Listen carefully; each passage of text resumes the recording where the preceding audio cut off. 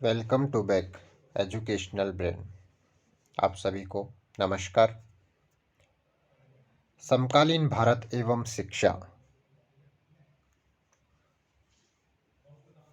Contemporary education and India.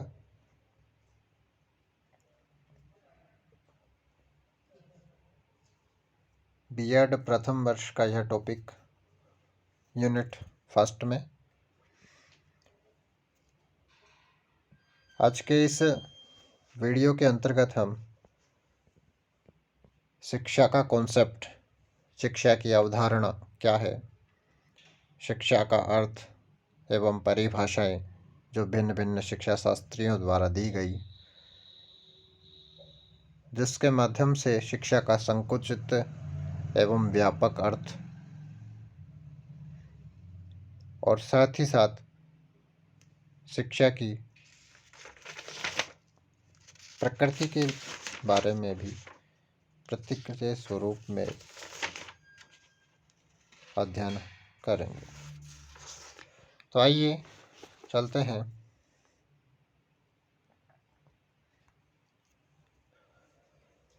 शिक्षा मानव जीवन का एक महत्वपूर्ण पक्ष है। शिक्षा के द्वारा मनुष्य अपना आर्थिक विकास करता है और शिक्षा के अभाव में मनुष्य पशु के समान रहता है। वह अपने आदर्शों, अपनी आशाओं, विश्वास, परंपरा, आकांक्षाओं एवं सांस्कृतिक विरासत को विकसित करने के लिए शिक्षा की उसे आवश्यकता पड़ती है। शिक्षा के द्वारा ही संसार की आर्थिक, मनोवैज्ञानिक, सामाजिक, सांस्कृतिक, आध्यात्मिक सभी प्रकार की उन्नति वह कर सकता है। प्रसिद्ध शिक्षा शास्त्री हैं जॉन ड्यूवी। उन्होंने कहा कि जिस प्रकार से शारीरिक विकास के लिए भोजन का महत्व है, उसी प्रकार सामाजिक विकास के लिए शिक्षा का महत्व है।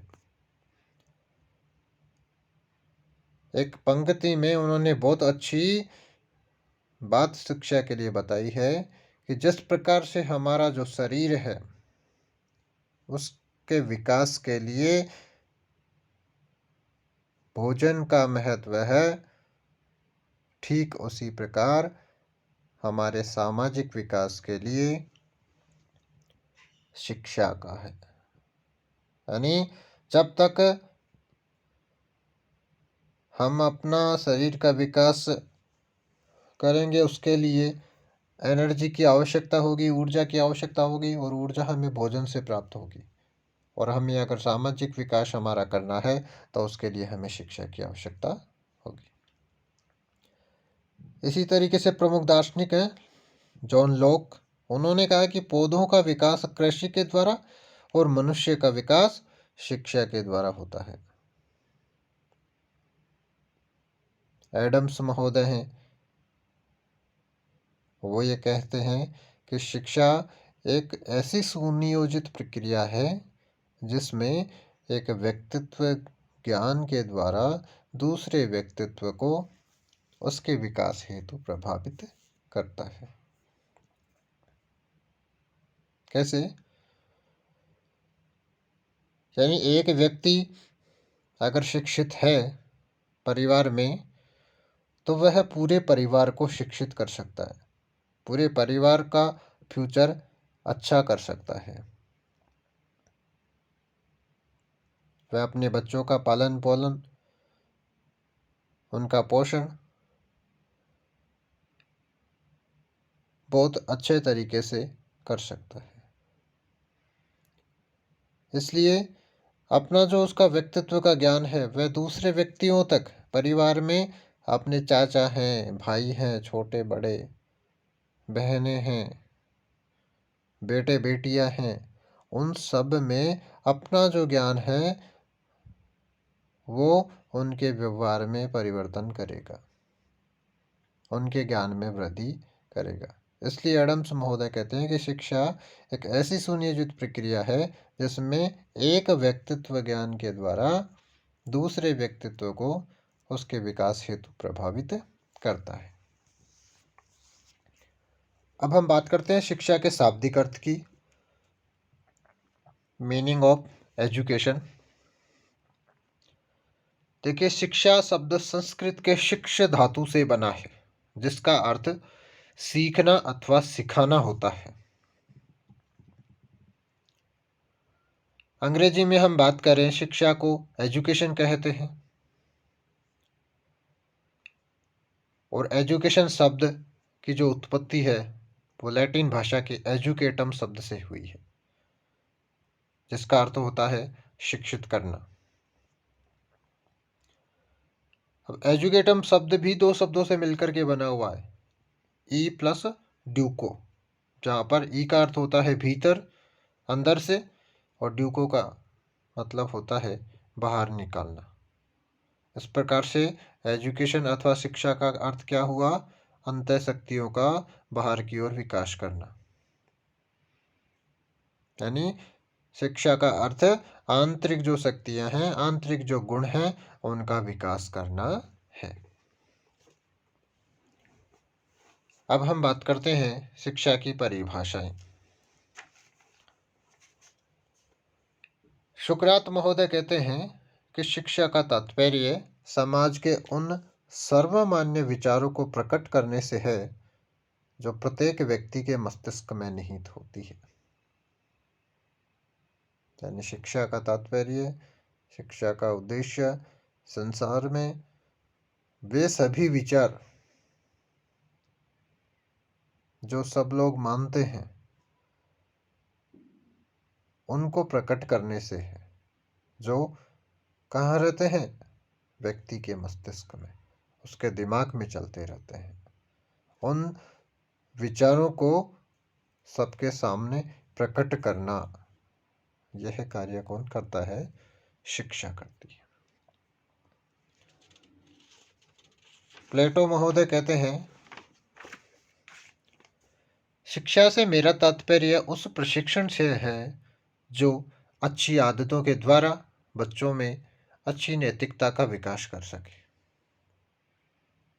यानी शिक्षा को प्लेटो महोदय कहते हैं कि शिक्षा वह है, वह प्रशिक्षण है, वह ट्रेनिंग है जो अच्छी आदतों के द्वारा बच्चों में अच्छी नैतिकता का विकास करता है, अच्छे नैतिक मूल्यों का विकास करता है। जॉन ड्यूवी ने शिक्षा को परिभाषित करते हुए कहा है कि शिक्षा व्यक्ति की उन योग्यताओं के विकास का नाम है जो उसे उसके वातावरण पर नियंत्रित रखने, साथ ही साथ उसकी संभावनाओं को पूर्ण करने का कार्य भी करती है। यानी व्यक्ति के विकास में जो योग्यता है, उन सभी को वातावरण पर नियंत्रित रखने और जो संभावनाएं उसके समक्ष हैं, जिनको लेकर बालक जन्म लेता है, उसको पूर्ण करने का कार्य शिक्षा करती है। पेस्टालोजी महोदय कहते हैं कि शिक्षा व्यक्ति की जन्मजात शक्तियों का प्राकृतिक, निरंतर एवं प्रगतिशील विकास है। यानी शिक्षा व्यक्ति को जन्मजात जो शक्तियां हैं उनका प्राकृतिक रूप से निरंतर और प्रगति की ओर विकसित होने वाला बताया है, और वह कार्य शिक्षा करती है।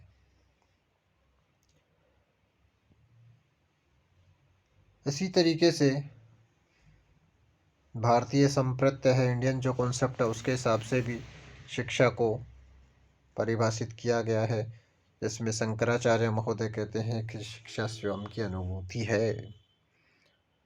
अपने आप को जानना, अपने आप को पहचानना,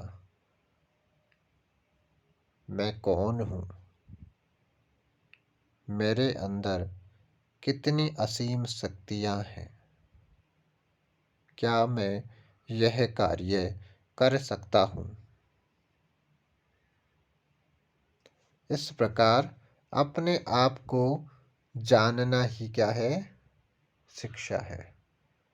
स्वयं की अनुभूति हो जाना, मैं कौन हूँ, यह अनुभूति मनुष्य को कौन करवाता है? शिक्षा करवाती है।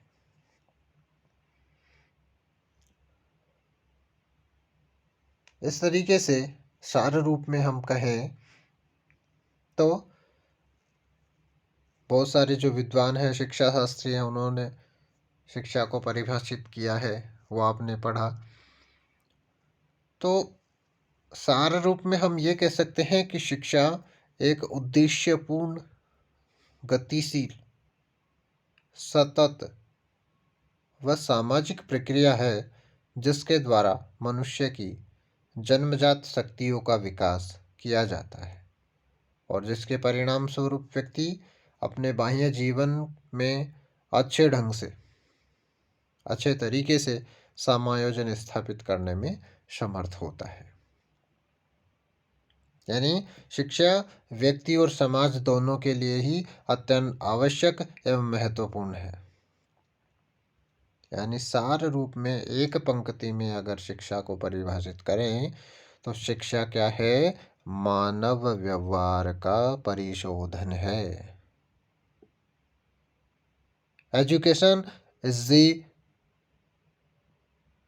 अमोल्टेशन ऑफ ह्यूमन बिहेवियर। शिक्षा मानव व्यवहार का परिशोधन है।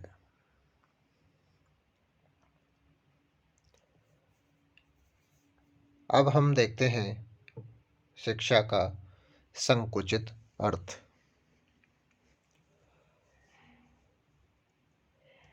नरवियर मीनिंग ऑफ एजुकेशन।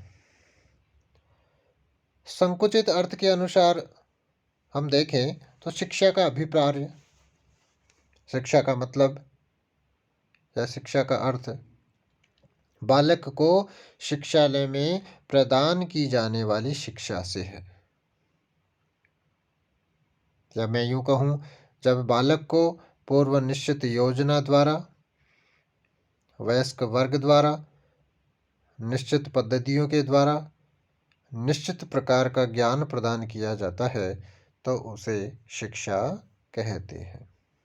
और यह निश्चित ज्ञान कहाँ प्रदान किया जाता है? विद्यालय में।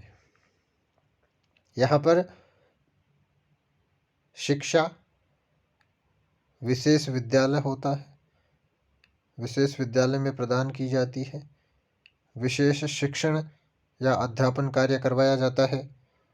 विशेष कक्षा होती है, उसके लिए विशेष पाठ्यक्रम निर्धारित होता है और विशेष समय होता है। यानी ये सब चीज़ें पहले से ही निर्धारित होती है। इस प्रकार विद्यालय में शिक्षक बालक को वही शिक्षा देता है जो समाज और बालक के उन्नयन के लिए आवश्यक है। यानी शिक्षा व्यक्ति के आत्म विकास को और उसके वातावरण में जो सामान्य प्रभाव हमें दिखाई पड़ते हैं उनको कोई स्थान नहीं देती है, जबकि इसके विपरीत यह केवल उन विशेष प्रभावों को अपने में स्थान देती है जो समाज के अधिक आयु के व्यक्ति जानबूझकर या नियोजित रूप से अपने से छोटों पर डालते हैं, भले ही यह प्रभाव परिवार द्वारा या धर्म द्वारा, राज्य के द्वारा डाला जाता है। तो संकुचित अर्थ को सिर्फ पुस्तकीय ज्ञान से आंका गया है। यानी शिक्षा का जो संकुचित अर्थ है वो बालक को पुस्तकीय ज्ञान प्राप्त प्रदान करना, यानी उस तोते के समान रटने वाली शिक्षा को प्राय शिक्षा न कह करके हम क्या कहेंगे? अध्यापन करवाना या इंस्ट्रक्शन देना, निर्देश देना। तो हम संकुचित अर्थ की अगर बात करें तो पूर्व निश्चित यहाँ योजना हो गई, पूर्व निश्चित स्थान हो गया शिक्षालय विद्यालय, निश्चित शिक्षण पद्धति हो गई, निश्चित विद्यालय हो गया, विशेष पाठ्यक्रम हो गया। तो अगर संकुचित अर्थ को विशेषताओं के रूप में हम देखते हैं तो 5 बातें हमारे सम्मुख निकल कर के आती हैं। पहला क्या हुआ कि शिक्षा का यहाँ उद्देश्य है, वो केवल और केवल बालक का मानसिक विकास मात्र होता है। यहाँ पर बालक का जो सर्वांगीण विकास है, उस पर ध्यान नहीं दिया जाता है। वन साइड डेवलपमेंट होता है, एक पक्षीय विकास होता है।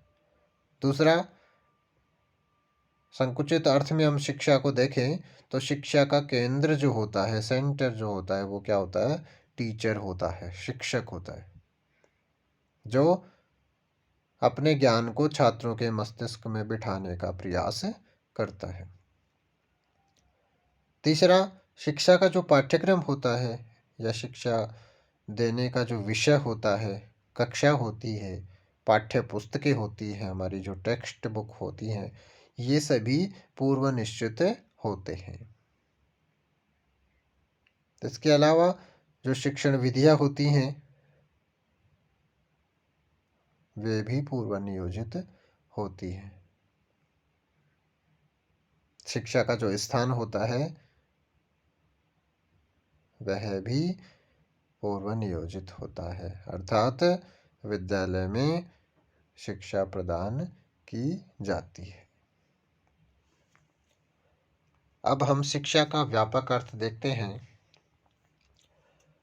तो देखिए, मानव जीवन में शिक्षा का बहुत ही महत्वपूर्ण स्थान है।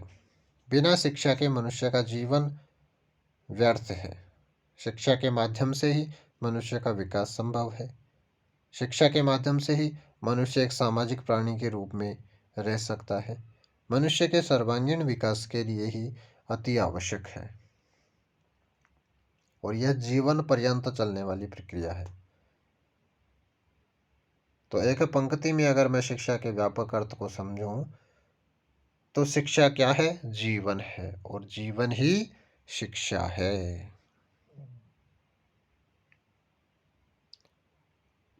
यानी यह जीवन पर्यंत चलने वाली प्रक्रिया है। Education is A life long process, जीवन भर चलती है। इसमें शिक्षा ग्रहण करने के लिए कोई ना तो नियमबद्धता होती है, न कोई कानून कायदे होते हैं, न यह पूर्व नियोजित होती है, न औपचारिक होती है, न इसे कहीं भी किसी भी समय किसी के द्वारा भी ग्रहण किया जा सकता है। इस दृष्टि से हम कहते हैं शिक्षा ही जीवन है और जीवन ही शिक्षा है। Life is education and life is education and life. शिक्षा मनुष्य के चहुमुखी विकास के लिए बहुत ही महत्वपूर्ण है। शिक्षा का व्यापक अर्थ सारे रूप में कहूँ तो हम कह सकते हैं कि मनुष्य के द्वारा जो अर्जित ज्ञान है, इसे अपने भौतिक, सामाजिक, आध्यात्मिक वातावरण के अनुकूलन में सहायता करे और उसमें समायोजित होने में मनुष्य की रक्षा करे। यानी एक ऐसे वातावरण का निर्माण करे जो मनुष्य की अंतर शक्तियों का विकास कर सके। अरस्तु महोदय हैं, वे कहते हैं कि स्वस्थ शरीर में स्वस्थ मस्तिष्क का निर्माण ही शिक्षा है। महात्मा गांधी कहते हैं कि बालक और मनुष्य के शरीर में, मन में और आत्मा का जो सर्वोत्तम एवं सर्वांगीण विकास है, वह शिक्षा है। अब हम बात करते हैं शिक्षा की प्रकृति। देखिए, जो ये बिंदु है, उनके माध्यम से हम शिक्षा की प्रकृति को समझने का प्रयास करेंगे। शिक्षा एक स्वउद्देश्यपूर्ण प्रक्रिया है।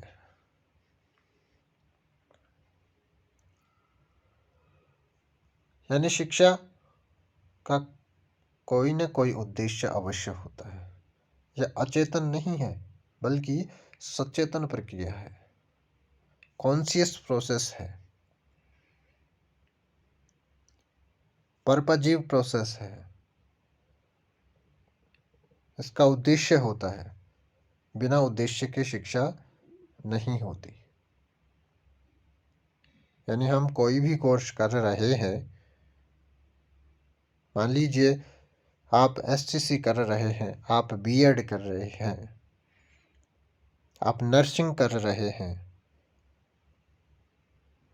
तो इसके पीछे आपका कोई न कोई उद्देश्य अवश्य है। बिना उद्देश्य के आप कोई भी प्रशिक्षण प्राप्त नहीं कर रहे हो, और उसकी प्राप्ति के लिए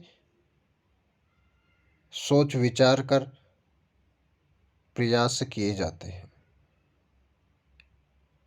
यानी जब आपने यहाँ एडमिशन लिया तो उस समय आपने यह विचार किया होगा कि इस प्रशिक्षण के मुझे क्या फायदा मिलेगा।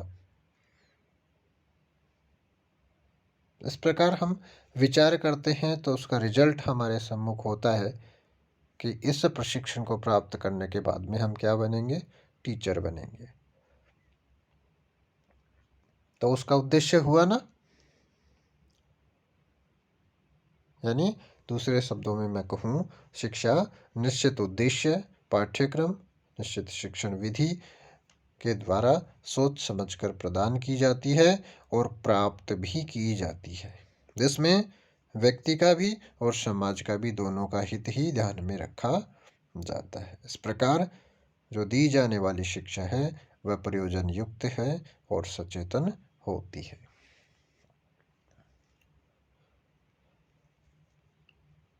शिक्षा समायोजन की प्रक्रिया है। Education is a process of adjustment. व्यक्ति को संतुलित विकास के लिए शिक्षा की आवश्यकता पड़ती है। व्यक्ति का संतुलित विकास तभी संभव है जब वह अपने वातावरण के साथ समायोजन स्थापित कर ले। अपने स्वयं के और अपने वातावरण के साथ जब तक व्यक्ति का समायोजन नहीं होगा तो व्यक्ति की मानसिक स्थिति भी ठीक नहीं रहेगी। उसमें चिंता रहेगी, टेंशन होगी, उनमें तनाव रहेगा, और उसका परिणाम क्या होगा, वह विभिन्न प्रकार के जो मानसिक रोग हैं, उद्वेग हैं, उससे पीड़ित रहेगा और किसी भी प्रकार का अनुभव प्राप्त नहीं कर पाएगा।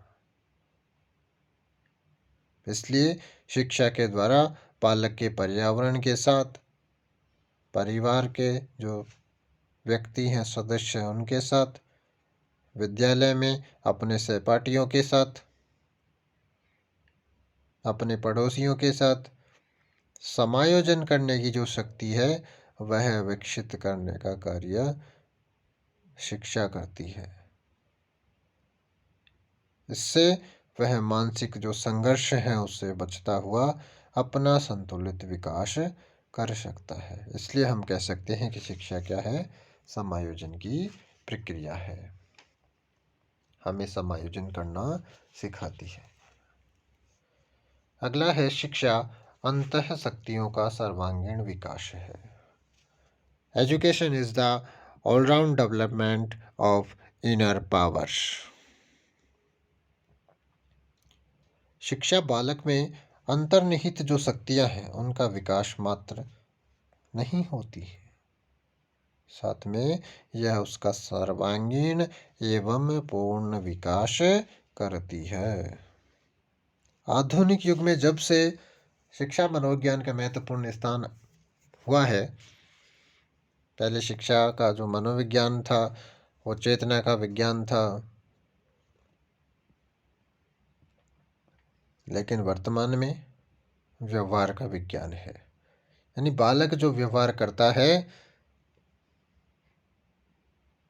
वह प्रतिफल है उसके मन का, उसके विचारों का, जो व्यवहार के रूप में वे प्रस्फुटित होते हैं। तो जब से शिक्षा में मनोविज्ञान का महत्वपूर्ण स्थान प्राप्त हुआ है तब से बालक में अंतर्निहित शक्तियों पर अधिक ध्यान दिया जाता है, और अब शिक्षक बालक के ऊपर बाह्य ज्ञान को लादने का प्रयास न करके हुए उसमें जो अंतर्निहित शक्तियां हैं उनको प्रगतिशील विकास की ओर अग्रसर होने में उसका जीवन सफल बनाने में प्रयासरत रहता है।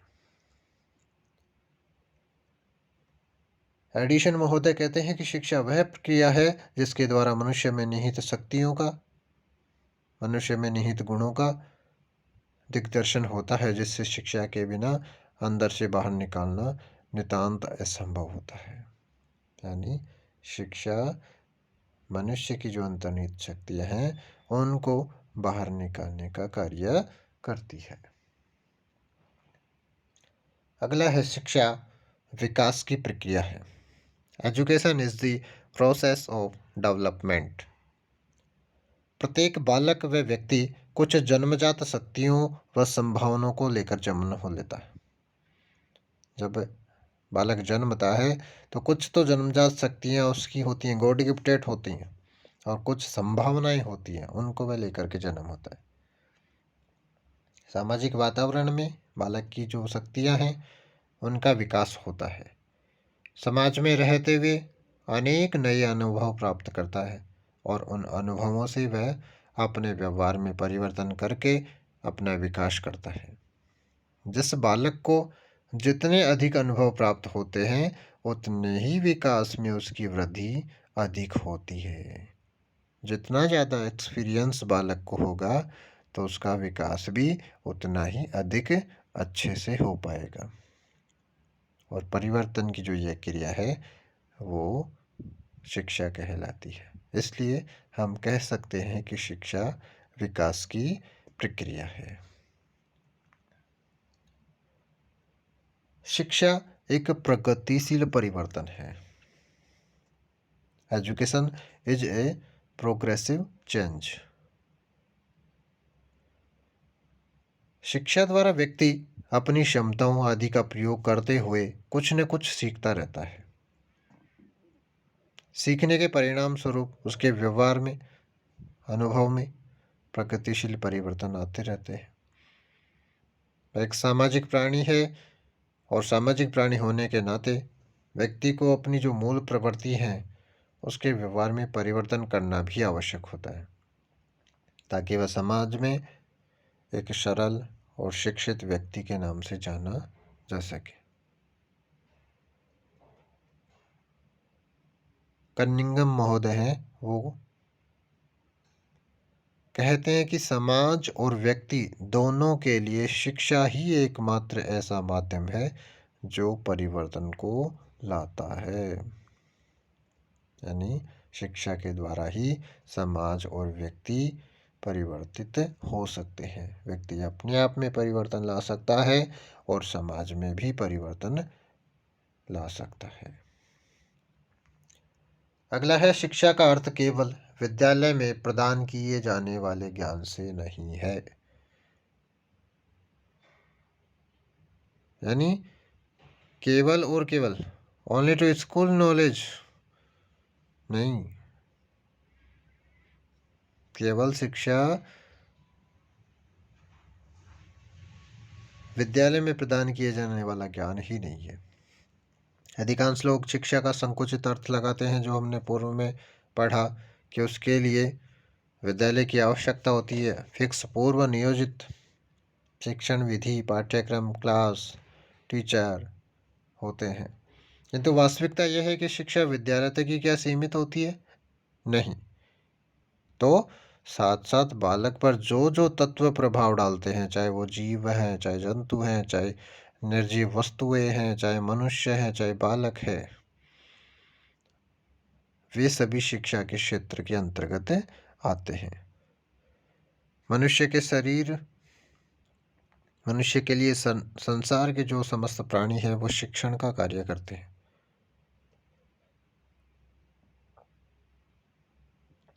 यानी हम कहीं भी किसी से भी कुछ भी शिक्षा प्राप्त कर सकते हैं। उदाहरण देकर के मैं समझाऊं तो एक बार मोहम्मद गोरी हार करके जंगल में छिप जाता है, गुफा में। तो वहाँ एक मकड़ी होती है, वह चढ़ती रहती है, बार बार चढ़ती है अपने जो उसका जाल होता है वहाँ पहुँचने के लिए, लेकिन बार बार वह फिसल जाती है और गिर जाती है, फिर ऊपर जाती है, फिर गिर जाती है। तो 16 बार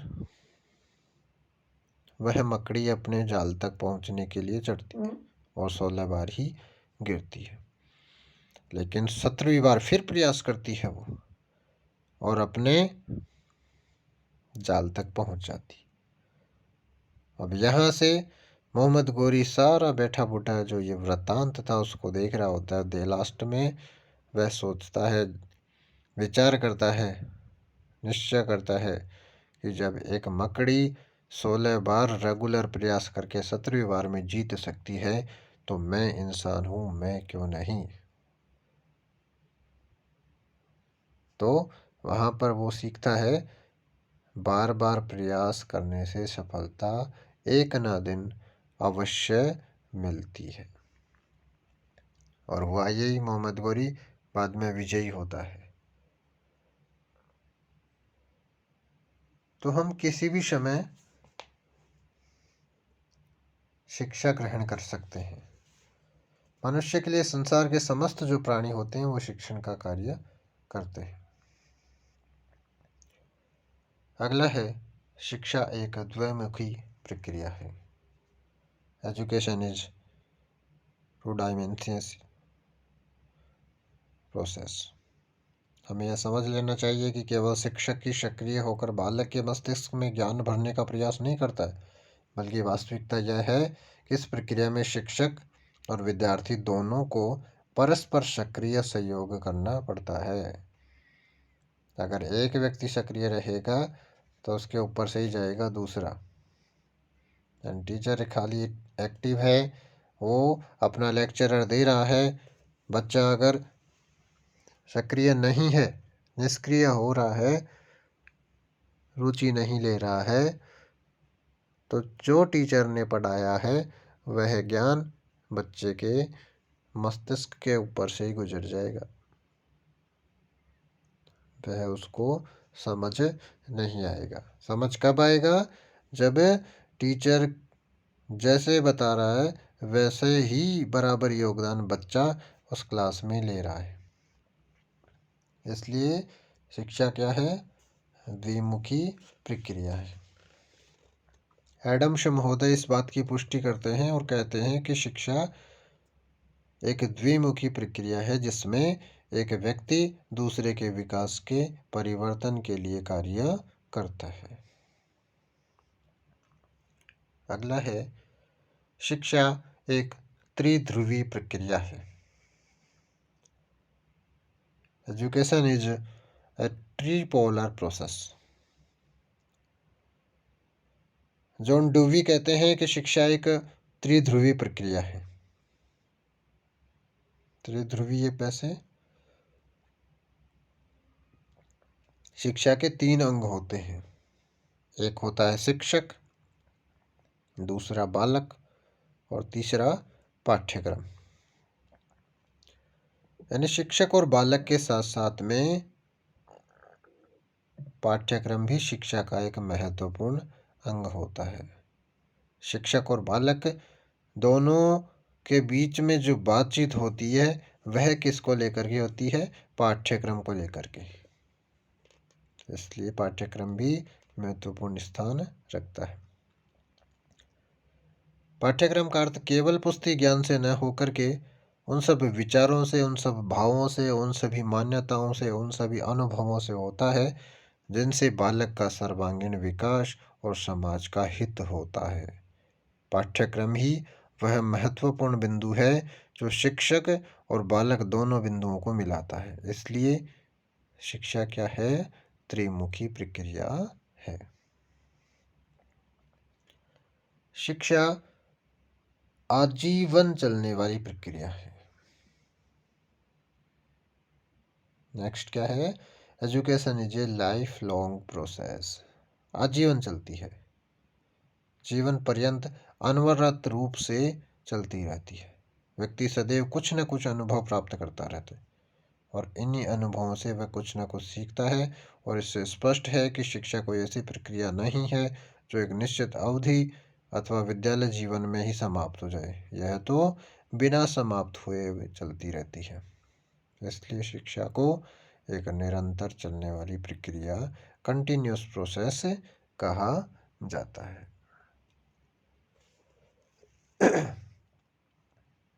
और अंतिम है, शिक्षा अनुभवों का सतत पुनर्गठन है। मनुष्य और बालक अपने दैनिक जीवन में विभिन्न प्रकार के अनुभव प्राप्त करता है, अलग अलग तरीके से अनुभव प्राप्त करता है। कुछ व्यक्ति अन्य अनुभवों को लाभ उठा करके अपने व्यवहार का परिमार्जन करते हैं, तो नई नई क्षमताओं के कौशलों का विकास भी करते हैं, और यही क्या कहलाती है? शिक्षा कहलाती है। जबकि कुछ लोग अपने जो अनुभव होते हैं उसका लाभ नहीं उठा पाते हैं। व्यक्ति जब अपने अनुभवों का पुनर्संगठन करता है, जिससे प्रत्येक अनुभव उसे अधिगम लाभ देता है, यानी उसे कुछ न कुछ सिखाकर जाता है, और उसकी जो शिक्षा प्रणाली है उसमें ऐसा स्थान ग्रहण कर सके जहाँ से वह उस अनुभव का सर्वोत्तम लाभ है उठा सके। इसीलिए कहते हैं कि शिक्षा क्या है? अनुभवों का पुनर्संगठन है। Education is A continuous regrouping of experience. तो दोस्तों, आज हम इस क्लास में शिक्षा का अर्थ, उसका कॉन्सेप्ट, डेफिनेशंस और शिक्षा की प्रकृति के बारे में अध्ययन किया है। अगर आप मेरे चैनल पर नए विजिट कर रहे हैं तो सबसे पहले आप मेरे चैनल को सब्सक्राइब कर लें, लाइक कर लें, ताकि आप तक जो अद्यतन न्यू नोटिफिकेशन है वो आ सके। धन्यवाद।